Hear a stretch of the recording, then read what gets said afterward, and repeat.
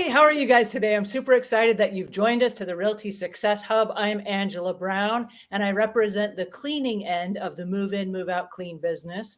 And today I have two special realtors with me. And I say they're special because they're going to answer a lot of our questions that house cleaners typically have when they go to try to buy a home and you have credit issues or you have proof of income issues or all that kind of stuff. So I'm super excited about today's session. And I know a lot of you have jumped in and you've sent me your questions in advance. So please help me welcome Brooke Bryant. Brooke, jump in and introduce yourself. Tell us who you are, tell us where you are, and a little bit about what we might expect from you today.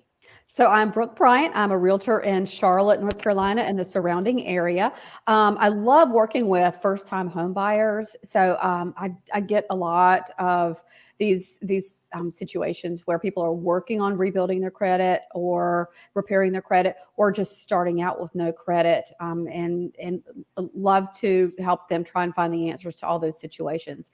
And I'm going to step off camera for 1 minute and move my car to let someone out. Oh, there you go. I'll be right back. All right. How about you, Aaron? Yes, I'm a realtor in the greater San Antonio area. We cover the greater area. And so, been doing real estate for quite a few years and really enjoy the process. I get to work with a lot of first-time home buyers as well. And here, primarily, the market is veterans, military veterans. And so we work a lot with military veterans as well. So we're excited to answer some questions today and get into the financing details of real estate.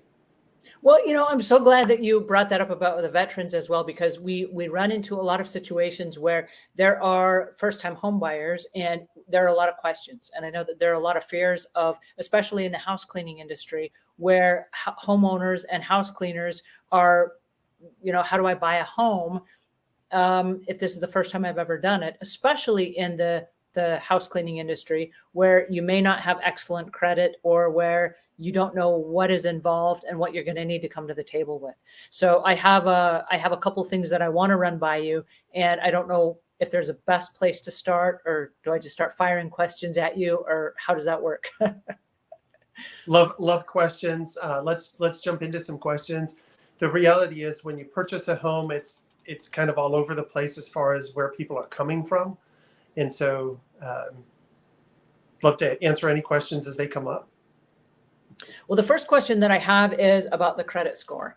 And the reason that I bring up the credit score is because I know that a lot of people that are getting involved in the house cleaning industry are getting started in the cleaning industry, either because there were credit issues or because as they were starting to do their business. Hey, welcome back, Brooke. Good to see you again. As they were getting started in the cleaning business, either they were in debt and they were looking for some fast cash, or they were just starting a business because this is what they wanted to do in life. And so there is no credit history yet. Can you just go buy a house, or do you need to have a certain credit history? What does that look like for somebody that's just starting out? Well, I want to preface this by saying I'm not a lender, but I do get to work closely with lenders. And so what we have found in our experience is that lenders are typically looking for a 24-month history of income. And so in most cases, and there are always exceptions to this rule, but in most cases, lenders are looking for a 24-month history in the same type of industry. So whatever business you're in, if you've got a little bit of history over time, even if you have low to no credit, they can often get you on a program that would help you, get to your first milestone pretty quickly. But usually they're looking for about 24 months. Now, again, there are exceptions to that rule. There are business loans, there are bank loans, portfolio loans, et cetera, that give other options to that. And again, depending on your situation, we could always pair you with a lender that specializes in your situation. But by and large, on average, about 24-month history. Okay, so let's throw a monkey wrench at you. Let's say that I want to buy a house and I'm just starting my cleaning business and I don't have a 24-month history, and I kind of have good credit, but I don't really know if I have credit good enough to buy a house. What is the barometer of what I have to have in order to come to the table to even have a conversation with a realtor? And either of you can answer that. Well, you do need to know what your credit score is, and that is going to determine the type of loan that you get. And typically, the higher your credit score, the lower interest rate you're going to pay, the better the terms of your loan are going to be. A conventional loan, you need to have a score of 620 for a conventional loan. There are, like Aaron said, lenders want to see a history of your work history for 24 months. There are loans that someone can get, low doc loans. They used to be more common, but back in the prime lending days and all of that, but there are low doc loans that you can get. Not every lender provides those. You'd have to have a really high credit score for that, like in the 700s, and they can use bank statements rather than your tax returns. And you're going to have to jump through more hoops because you just kind of have more to prove with those situations. And that's why when your credit is lower, you're trying to prove to the person who's giving you that money, who's loaning you that money, that you are going to pay it back. So, there are products out there for folks who don't have a 24-month history that they can show with tax documents, but you're going to have a higher credit score and typically more money down too. So in this picture, there's 732, which is the credit score on the picture. Do I have to have a 732 credit score in order to buy a house? No. There are actually lenders that will go as low as 580 on your loans. You're going to get better rates the better your score is. And so you're going to pay higher interest rates the lower your score is. And again, you're a higher risk factor to the lender at that point. It's always a good idea to sit down with a realtor, though, and talk about your options, because based on where you're at, they could probably pair you with somebody who could help you get to your destination the quickest. If you feel like your credit score is below that 580, then we can get you with a repair program, credit repair program, something like that, and get you on the right foot. Usually within 3 to 6 months, we can get your score within the range that you would qualify. It may not be the best terms, but again, kind of depends on your life and what's going on and how quickly you want to move. And so a quick consultation would help flush some of those issues out and get you off on the right foot. So if that's the case, and I was going to have a consultation, and suppose that I'm a new house cleaner that's just getting involved in the industry, and I'm trying to pull together my paperwork, and I'm trying to make everything above board, and I'm trying to, build my credit and all that stuff. Is it better to have the conversation first with the lender, or is it better to first have it with the realtor and get get locked in on a home and get the pricing and all that stuff, and then have a conversation with the lender to see if it's even possible? What is the first step for that to have to happen? I'm a little biased on that because most lenders will pull your credit right away to see where you're at. And if they're pulling your credit, it's going to drop it by a couple of points because it's a hard inquiry to start with. Even though if you're home shopping, you can pull it from multiple sources over a short period of time, like a 30-day time frame, and it's not going to keep lowering that score. I would recommend sit down with your realtor first and really flush out your goals, your time frame, your moving, so we can see when it's best for you to get your score pulled, and whether we're just looking at pulling your FICO or whether we need a more in-depth search and go with a different type of lender that's going to look at assets and liabilities and other things surrounding your life, as opposed to just a FICO score, which is typically what a bank will do, is just run your FICO score right quick and see where you're at. So. But to piggyback on that, I always advise clients, very often I'll have clients who want to go out, look at homes before they've ever met with a lender. And I don't like to do that because your buyer client will very often fall in love with something that is just not obtainable for them. And then anything less than that can feel like a letdown. So I think it's great to talk with your realtor, determine what your goals are, have your realtor recommend some lenders who they've had experience with, who know may be able to help you with your particular situation, and get that that part of it settled, get your financial goals on track before you go out to look at homes. So I don't want to string any realtors along. So I'm going to ask a question that needs to be asked. But let's say that I have questionable credit and I might be able to get a loan from a special program, but I don't know. Is it cool to call a realtor and say, hey, I'd like you to be my realtor, and I'm going to be honest with you up front, I've got these credit issues and I may or I may not qualify, and then get them involved in the process of helping you when maybe it may not turn into a deal at all?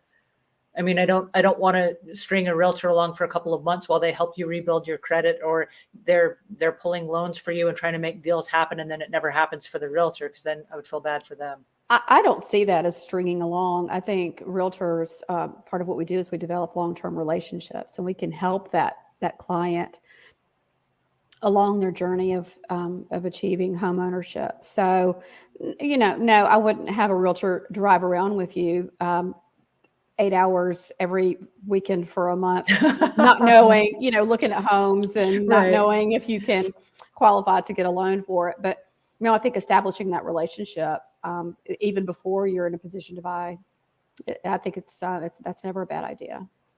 Now, when you go to the realtor, okay, so let's say that that's the case. I'm going to go get me a realtor. Do you need to have a down payment down of what you're prepared to pay, or is it okay to just show up and say, hey, I would like to start the process and I don't know what I need, and so can you help me get started? I mean, like, what happens, and what? We offer free consultations before I ever take a client out to actually look at a home.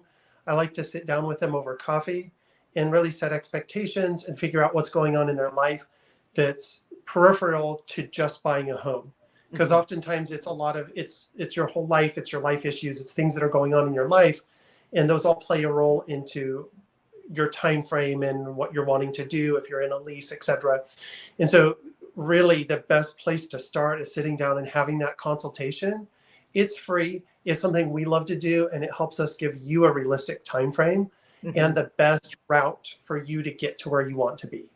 And like I say, whatever your dreams or goals are, I want to be in this neighborhood, this type of house, etc.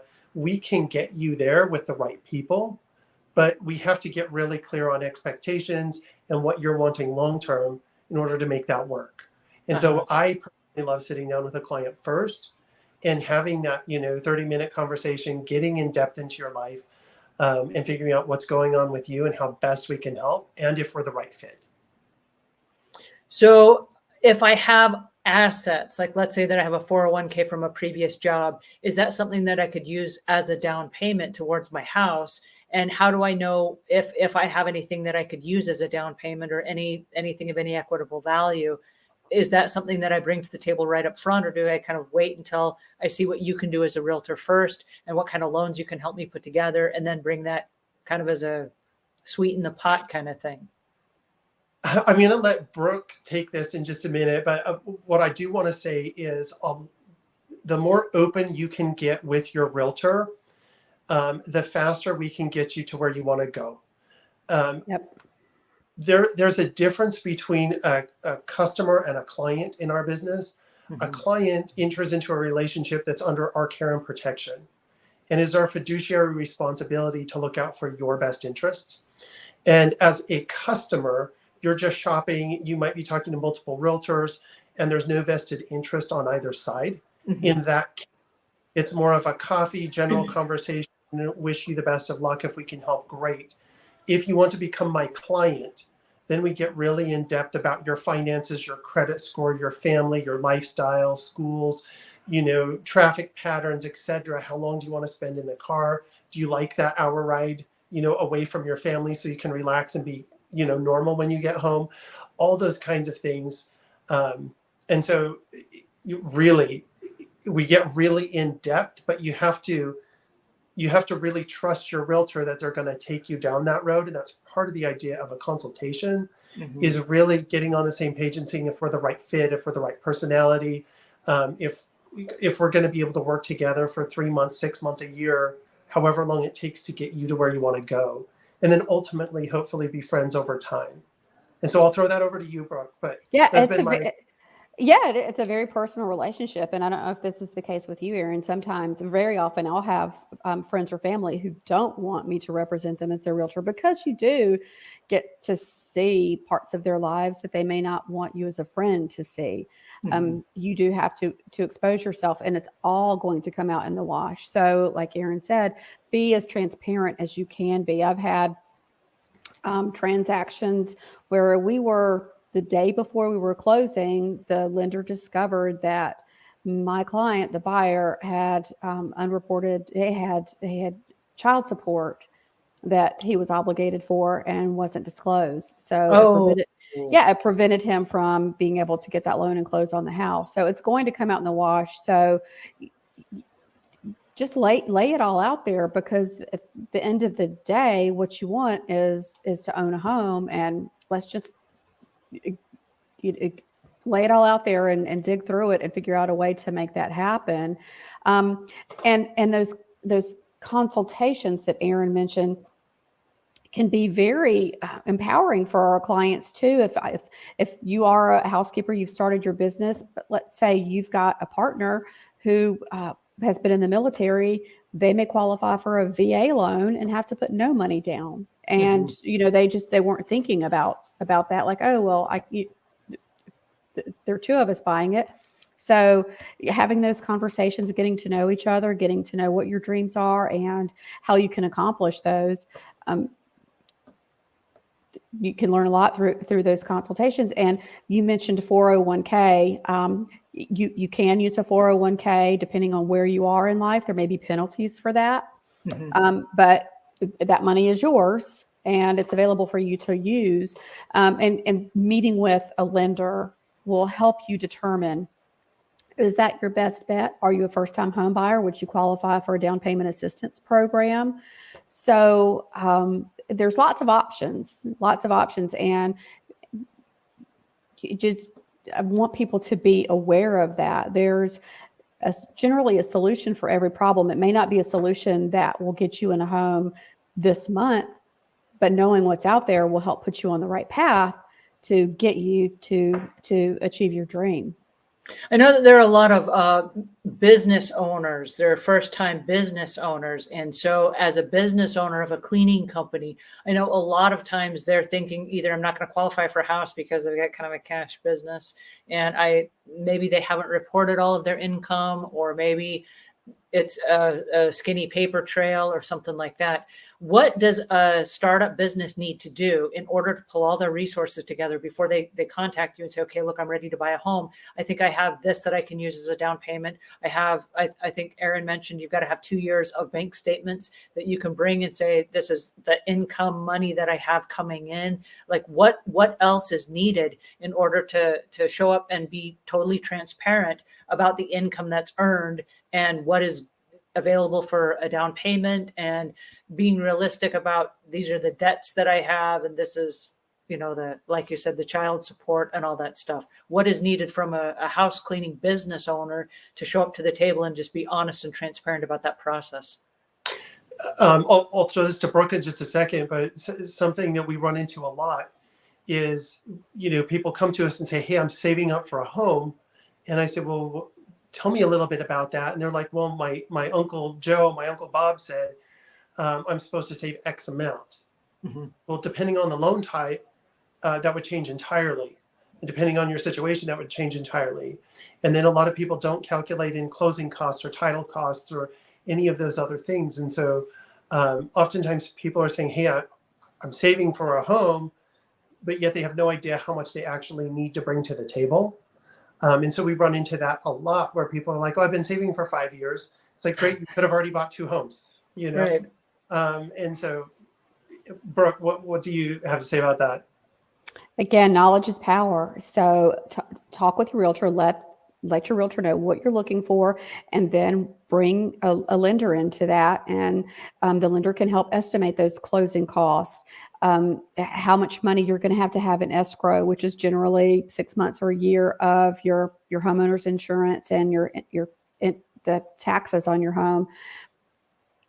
And they can help you create a budget for that. This is realistically what you're going to need to bring to the closing table. No, you may not need 20% down. There are loan products out there, 3% down or 3.5% for FHA, depending on your credit.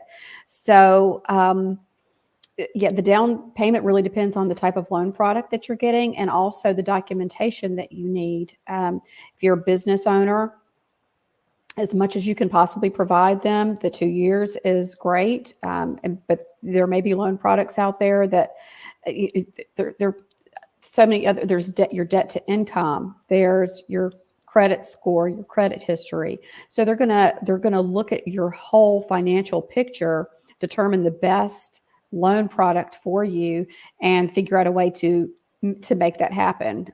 So if you can't make that happen in the next 90 days, what do we need to do to get you on the right track, to get you the documentation that you need to improve your credit to where you need to have enough money in the bank, to have the down payment that you want, to have the be prepared to pay your closing cost.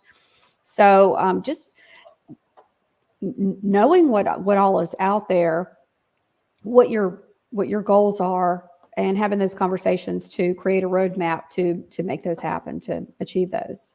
Oh, these are great answers. I just love this, you guys. I got a question about the pre-approval process. Is it important to have a pre-approval from a loan or a lender before I go looking for a house? Or once the conversation has happened with the realtor, then I'm in a better position to go ahead and look for a house then once I have the pre-approval? Or how does that all work?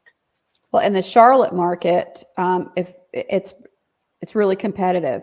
So if I were to take you out tomorrow to look for homes, you find one you like, there's a good chance that it's going to go under contract, or it may have multiple offers. It's not as competitive as it was a year ago, but it is competitive. And any time I submit an offer, I submit a pre-approval letter with it. And generally the seller is going to want a pre-approval letter with your offer. So again, in my mind, it doesn't make any sense to go look at homes and you fall in love with one and you're not going to be able to obtain the financing for it.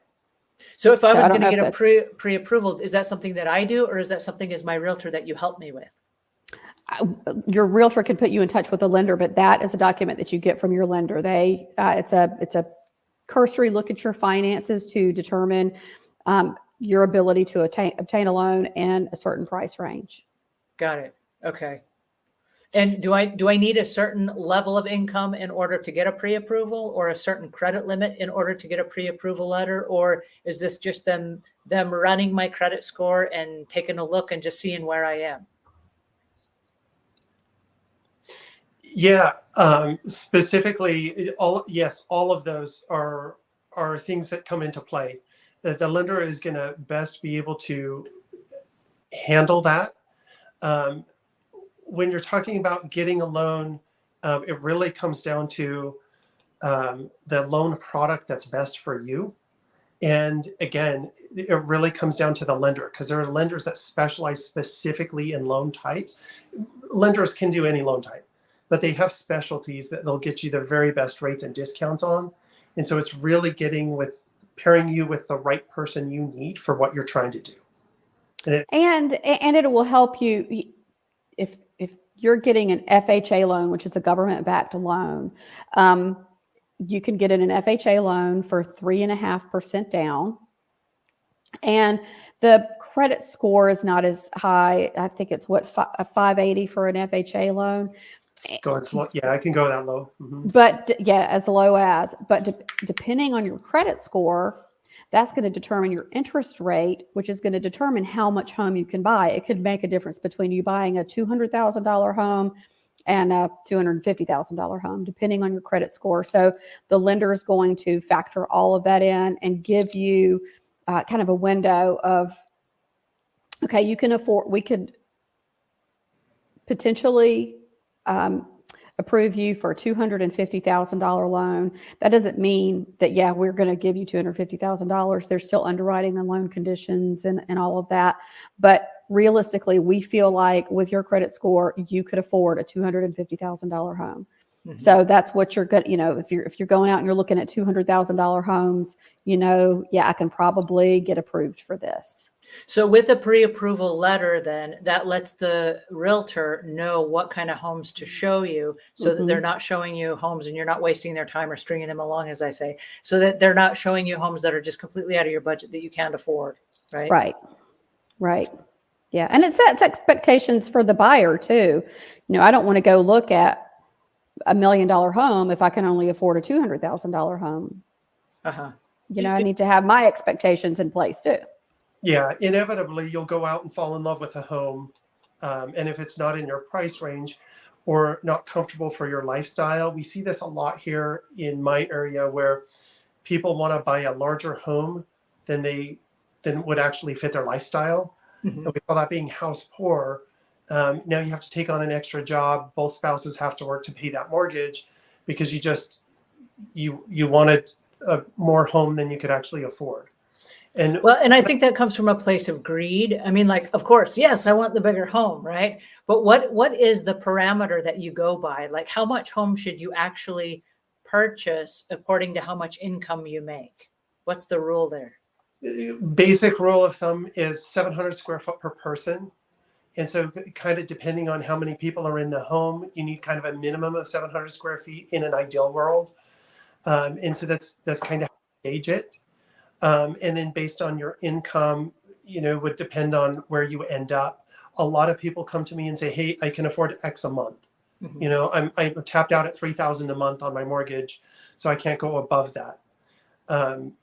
So it really comes down to, what works best for your lifestyle.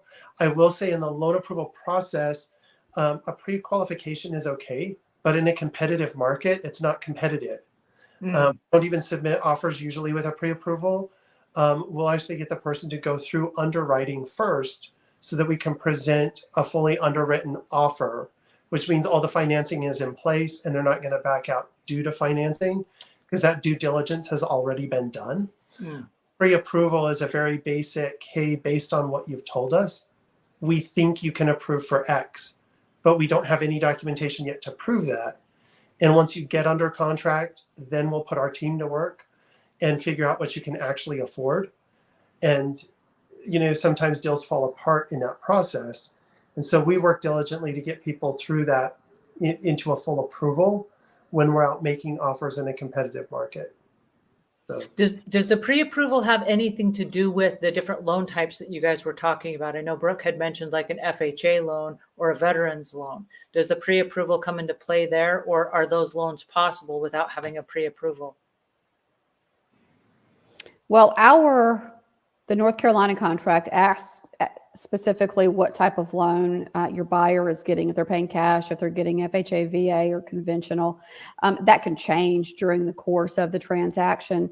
And like Aaron said, with the underwriting process, in that situation where I had the client who had another financial obligation that wasn't disclosed, if the underwriting process had been done, that wouldn't have happened. But I forgot what you said. I was wondering I about got the on a different. tangent. I was wondering about the different types of loans, and do you need a pre-approval, or is it possible that as a business owner, I could just trust my realtor and say, hey, put me in touch with the best kind of loan that I might qualify for? So just kind of overview, a conventional loan is for folks with typically a higher income and a higher credit score. An FHA loan is, it can accommodate buyers with credit as low as 580. And it's geared towards lower to mid income buyers. Then there are USDA loans, which are typically in more rural areas. It's a 0% down loan product. And then there are VA loans, which is funded, backed by the Veterans Administration. That also is a 0% loan. So you will qualify for one of those loans. So, if you've got a credit score that you can get a conventional loan, you're probably going to have likely a better interest rate. So you're going to want to qualify for a conventional loan. That is in a competitive market. If you're not paying cash, then sellers like to see conventional because it's less stringent of an underwriting process. So less likely for the transaction to fall apart, and often less for the seller to be required to do for the buyer. So yeah, your lender's going to qualify you for a specific loan product, conventional, USDA, FHA, VA. So yeah, the lender will do that. And does the loan that I get as a cleaning business owner, does that depend on the amount of down payment that I have, or is the loan independent of that, or does it all work together? How does that work? Yeah, it's a great question. It's actually based on what you've claimed on your taxes, what your debt to income ratio is, and how long you've been in business, coupled with your credit score. So there's a lot of factors that are involved. And then if you have anything that could be, if you have any assets that could also be used, there are some outlier loans depending on your business type, that maybe it's a bank statement loan, or maybe it's a portfolio loan, maybe it's a bridge loan. So there's some other types of loans that can play a role in that, kind of depending on your assets, what you can bring to the table and where you're at. But yeah, there's some factors there that come into play. And if you work with a really good lender, they will put those puzzle pieces together and find you the perfect product for your situation. What we have found in our experience is most banks don't really want to take the time to do that. And I'm not saying anything bad about banks. There's some phenomenal banks out there. It's just that banks do banking, and they usually have a very small mortgage department. It's usually in a corner office somewhere that has a very large region and a huge stack of documents that they're working off of. If you work with local lenders that your realtor has worked with on a lot of clients, then they can get a lot more personal with you, figure out more what's going on in your life, and look at more than just a FICO score, and really get in depth for you on specifically what you need. Yeah, and I agree, Aaron. I kind of look at it like the banks are the general practitioner of doctors, and if you've easy peasy, you fit into this box, they're great. They're wonderful to work with. But if you have some more specialized finances, some more complicated finances, some issues that you need to overcome, then you might want to go to a specialist, which are these lenders that your realtor, like Aaron said, has likely had some experience with, that can help you with your specific situation. And sometimes the first lender is not always I'm sure you've seen it happen, Aaron. This lender couldn't get it closed, but you take it to another lender and they have different areas of expertise or different loan products they have access to, or different knowledge, and they can get it closed when another one couldn't. Doesn't mean that other one wasn't a phenomenal lender. It just means that they didn't have specifically the product that you need. So don't give up. Yeah, and specifically with businesses, because I know we're talking businesses here.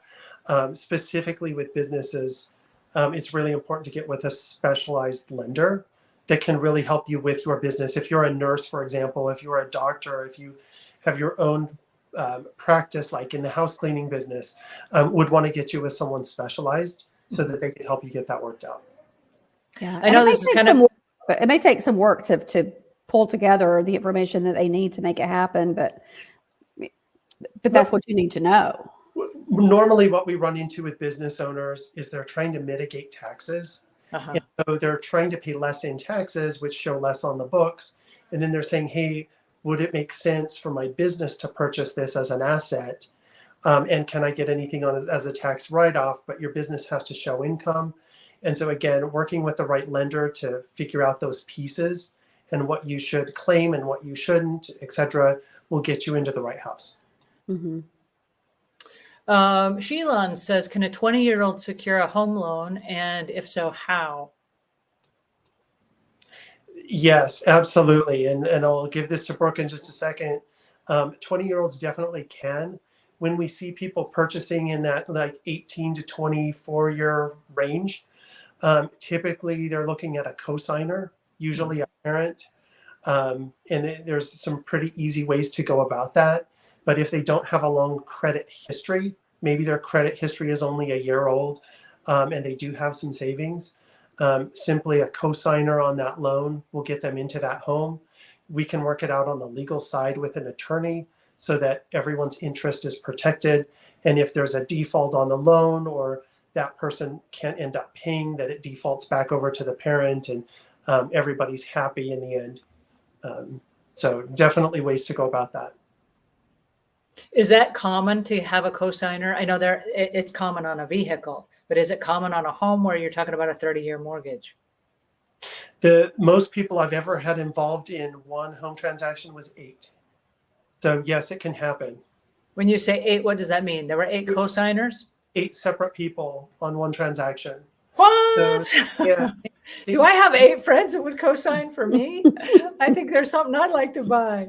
Oh my goodness. Yeah, again, it just depends on the situation and who's involved in credit, who's got credit and who doesn't, and how it's structured. If it's going, into one person's name. In this case, there was a trust that was set up. Lots of different fun options. But yes, somebody getting a home at 20 years old, very, very doable.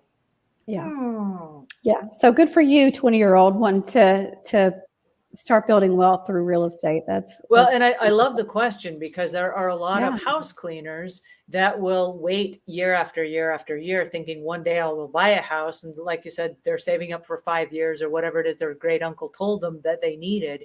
And that has not become a reality for them, just because there are some nuances and some unanswered questions. One of the unanswered questions we had that came in through one of the Facebook groups was about the closing costs. And what are the closing costs, and about how much of the home price are you expected to pay for the closing costs? And is that money that needs to be saved in advance, or does that come out of the actual purchase price of the house? And is that rolled into the price of the loan? There are loans that you can finance the closing cost in with the loan. And very often a seller, not so much in a competitive market, but very often a seller will contribute. Well, yeah, maybe even in a competitive market. I've seen a good bit of that lately, where a buyer will pay at or above ask price, but then have the seller pay some of their closing costs, which can happen. So 4% of the purchase price. VA loan, a VA loan doesn't have closing costs. They have It doesn't have any at all? It has a funding fee, which I think is less than about around 2% of the loan amount, but that can be financed into the purchase of the home, into the price of the home, so that you pay it monthly. So even if you've got somebody who, like you said, they're putting it off, or even if somebody who just doesn't feel ready to purchase a home now, like they just want to be in a rental market because they feel like I may not stay in this area for a long time, or I don't want the responsibility of home ownership, as a lot of people see it. Still, speak with a lender and a realtor and prepare yourself so that when you are ready, you're in a position where you can make it happen, and you don't start at that point preparing yourself financially to get in a position of home ownership. Talisa says, I have a great credit score. Income is fine. My rent is getting high and thinking about buying, but I don't have a huge down payment. What is your recommendation or your suggestion in this situation? Again, it's going to depend on what she qualifies for and what loan type is best. Again, also depending on lifestyle. We just talked about USDA loans. If you make under a certain income and you want to live in a rural place, you can get into a home with basically nothing down, very little closing cost. If you want to live right in the center of a city, it's going to be a little bit different. It's just going to kind of depend on the loan type. Pretty average, for a down payment and closing costs on a home is going to be somewhere around 3-4% of the purchase price of the home. And so it's kind of an easy way to calculate. If you're looking at a 200, 400 million dollar home, look at those percentages and it'll give you kind of a basic idea. The other option is get with your realtor, and the realtor can give you some what's called cash to close worksheets. And they'll take homes in different price brackets. I do this for clients all of the time. Let's say you want to purchase, what would a home look like at 200 versus 400,000? And so we can look at both of those and look at the closing costs and what would go into that in terms of loan and down payment. And we do a little worksheet. And now you know that if you purchased at 200,000, this is what you need to come to the table with versus 400. And so it's pretty easy to do. But yeah, if your credit is good, and by the way, if you're leasing or renting, you're paying someone else's mortgage. That's just the bottom line. You're investing into someone else's investment fund, not your own.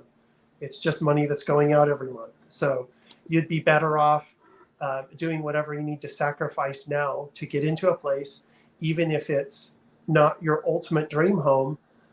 You'd be better to get into something right away, start building equity in it. And who knows, maybe hang on to it and turn it into a rental later down the road, or turn around and sell it for a profit and get into something a little bit nicer. But if you're leasing, you're just throwing the money away. I mean, and you get the tax benefits of home ownership too. And I'm seeing a lot of that first time home buyers are buying below their means with the idea of maintaining that property as a rental property down the road, because there are just so many more options now for Airbnbs. Charlotte's a pretty good area for Airbnbs. We've got sports teams and I'm sure San Antonio too. So a lot of first-time home buyers are having that goal in mind to keep this property as a lease property. But there are also, to help figure out down payments, there are loan calculators out there. And another good tool for people to do is there are calculators online to help you see what your interest rate would be at your current credit score and what it would be if you were to increase it or if it were to drop.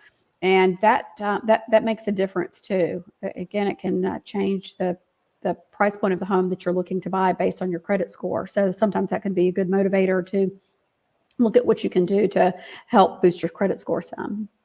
Tell me a bit for a minute about the interest rate, because you just brought that up. And I know that the interest rates have just kind of gone up a little bit in my area. And I'm curious to know, is this a time that you hold off and you don't buy a house? Or do you still buy a house because it's not that big of a deal? Or is it a big deal? Or how does that work? I can jump into that if you'd like. Sure. When it comes to interest rates, we've just seen some really craziness in the market over the past recent years. I think what a lot of people don't remember is the average interest rate was always right around 6-7%, if not higher. Most of the 80s and 90s, it was higher. And so if you look historically at what interest rates typically were, I mean, when my parents purchased, they were at 16%, and that was normal. Rates have always been a lot higher. Purchasing right now, I would say is definitely a plus. Interest rates are projected to continue rising. And so I think we will see interest rates continue to rise over the next year, either way. And so if you're looking at purchasing, is 6.5-7% high? Compared to the last few years, yes. So if you're already in a home and you've got a low interest rate, there's no need to refinance right now. But if you are a first-time home buyer, or you need to move, definitely moving sooner than later is going to save you money. And you can always refinance if the interest rates get crazy low again, and it makes sense for you to do it down the road. Then you can refinance to get that lower interest rate. And when you say refinance for a business owner, and I'm talking about a business owner that's fairly new in the industry, they have 2 or 3 years business background behind them. Is it possible to refinance, or then do you run a whole rigmarole where they're like, you just bought a house, your credit, because we gave you X amount of loan, now you can't refinance? Like, how does that work? Typical hold time's about 12 months, but then it also needs to make sense, right? if the rates have dropped and it makes sense to refinance, then yeah, you would pull the trigger on that. But most loan companies are going to have you hold it for at least 12 months at the current rate before there's any changes in that mortgage. Got it. Yeah, and it does need to make sense. It needs to be enough of a rate change to make sense for you to do that. I know one of the questions that a lot of house cleaners have is the debt to income ratio. Can you guys explain this to me a little bit so that I know as a cleaning business owner what I'm looking at as far as getting a loan based on knowing that maybe I have some debt, or maybe I have expenses, I've got payroll, I've got money going out, I've got company cars. What are they looking at? Well, I think the rule of, so you've got front end and back end, and your front end is what you pay for your living expenses, your mortgage with your property taxes, your insurance. And I think the rule of thumb on that is 28%. Then there's the back end of your debt to income, 28% of your debt to income. So 28% of what you make should be attributed to your debt. 36% is, that would include any other debt that you have, not things like utilities or cell phones, but any credit card debt you have, or any other loans that you're paying, revolving credit, that sort of thing. So I think 45% is what lenders, less than 45% of debt to income ratio is kind of the benchmark for lenders. And so they're going to be understanding that you have a business and that you have some expenses, and you probably have a student loan, and you probably have a couple things like that. And they're still probably going to try to help you get into a house if it's at all possible, right? I'm guessing that they're in the business to make loans. Right. And the whole goal is to encourage generational wealth through home ownership. That home ownership is a backbone of our country.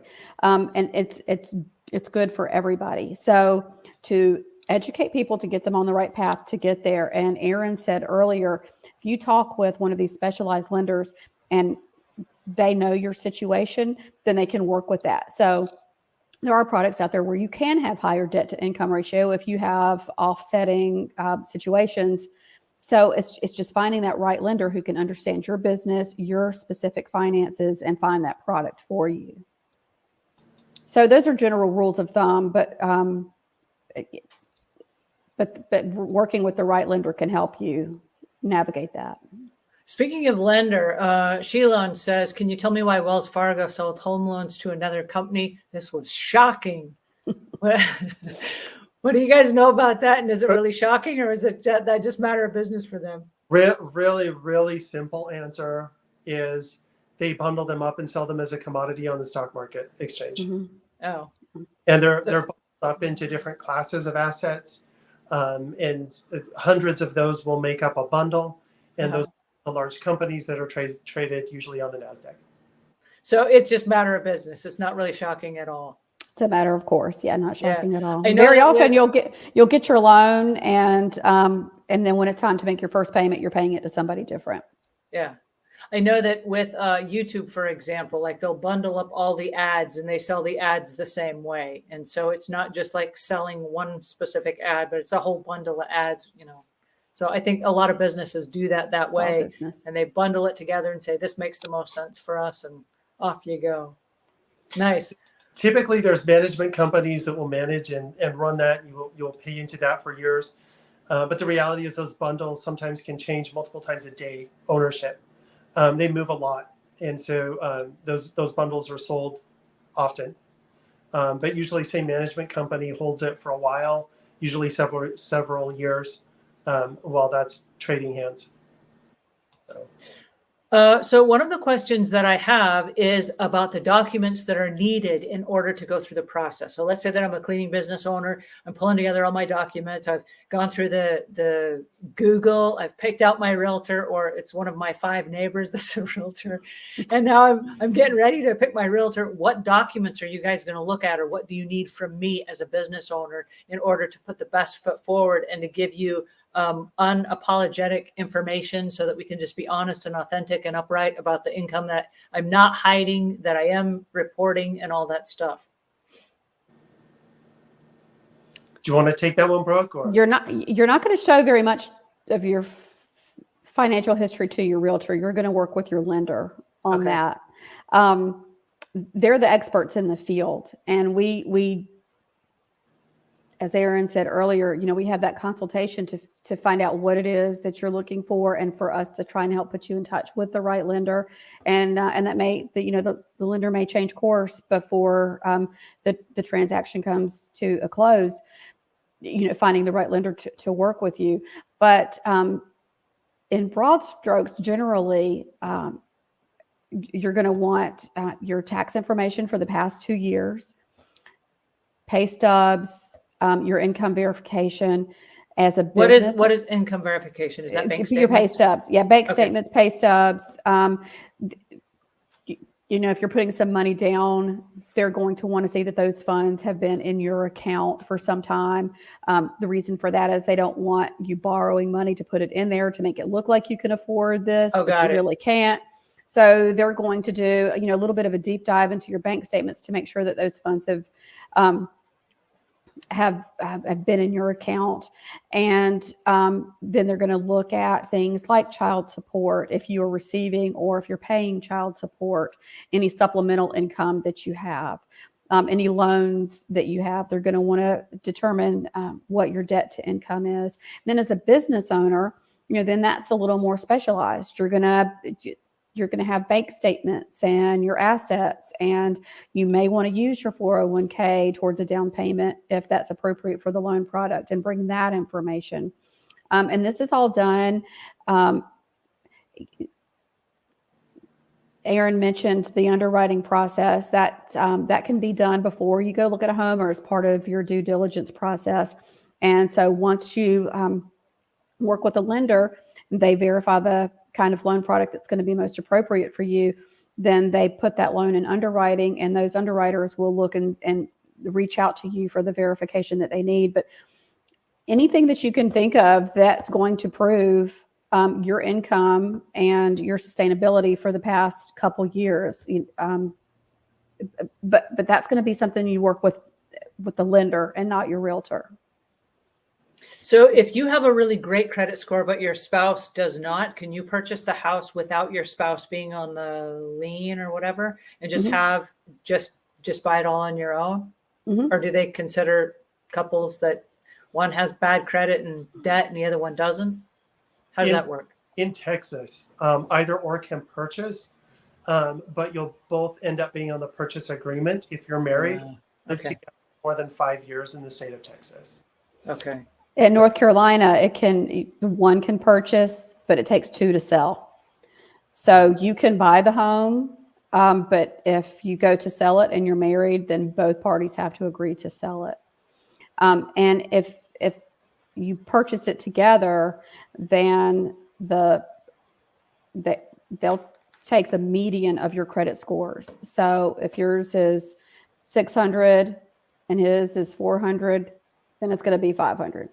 So you may want to do it by yourself if you've got the income and all of that, or get that other credit score up. Well, Aaron mentioned something that was interesting before, where he said a home was put into a trust. Would it make more sense to have a trust and maybe let your business pay for it and keep your husband or your wife out of it, if that's the case, and it was going to drop the credit score to the point where the interest rates will go up, or you won't be able to afford the home at all?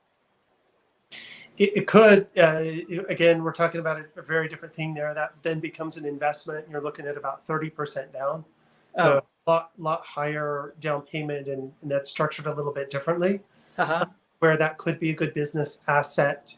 It's a different structure. And so in a case where somebody's looking at a first-time home buying situation, that probably would not be the best route for reasons, because you're coming to the table with a lot more cash. And so, it would have to work depending on the situation. And then last thing on that note, as far as documents to bring, make sure you're either current with your taxes or you have a payment plan to pay them off. Because oftentimes we run into that too, where we get into the process and they're like, oh, I haven't paid taxes in 5 years. Don't be that person. Don't be that person. So. Thank you for that. That's awesome. Maria Christina says, is it safe to buy a home that you just barely qualify for with nothing left for savings or unseen expenses? If the mortgage makes your budget very tight, is it still worth buying? I love that question. Here is what I would say. What is your risk tolerance and where are you at in your life? If you're young, if you've got a good job, if you feel comfortable with the risk and you think you can do it, ultimately, we as realtors want to help you do what's best for you in your life. As a rule of thumb, I would say purchase a home at a lower price. Mm-hmm. Don't max your budget out. If you're qualifying for that, Syntex or Lennar home at $250, then go purchase a pre-owned at $180. Mm-hmm. And don't put yourself in that position where if the AC goes out, Mm-hmm. you're eating ramen noodles and trying to sleep in a basement to stay cool, Right. And you're, you can have tax increases too. And, and inflation and the price of everything else going up. But like Aaron said, you could be at a point in your life where you're going to have, you're going to rent out 2 of the 3 bedrooms that you just bought, and that will help you cover that mortgage. If you've got young children, that's probably not going to be an option for you. But if you're on your own and you've got 2 spare bedrooms and you can rent those out, then it may make sense for you to do that if you can supplement your income. But you just have to, the prices of everything else, they're not going down. Mm-hmm. And you could see an increase in your taxes and an increase in your car insurance and your car is going to break down or the HVAC is going to go out. So that was great advice. Your risk tolerance, that's a great way to put it. And I promise you this, as a homeowner, a lot of stuff goes out. A lot of stuff goes out. We've had our house at about 13 years, and I don't know why, but it's like year 13, like on the money. Stuff started busting, like the air conditioner went out, and then like the nail pop started happening. We got a leak in the roof, and it all just started falling apart. Like it's all going in a handbasket, and you're like, whoa, and it's expensive. But you're not going to give that up. And so I love the question because you have to budget for that and you have to save some money aside so that when they go, oh, it's going to be $2,500 for your air conditioner, you're not going to go through North Carolina summer with no air. You know what I mean? Not going to happen. Or Texas. Or Texas. Yeah. You got to pony up the money. I would encourage everybody, if you're looking to buy a home, to try and have an emergency fund.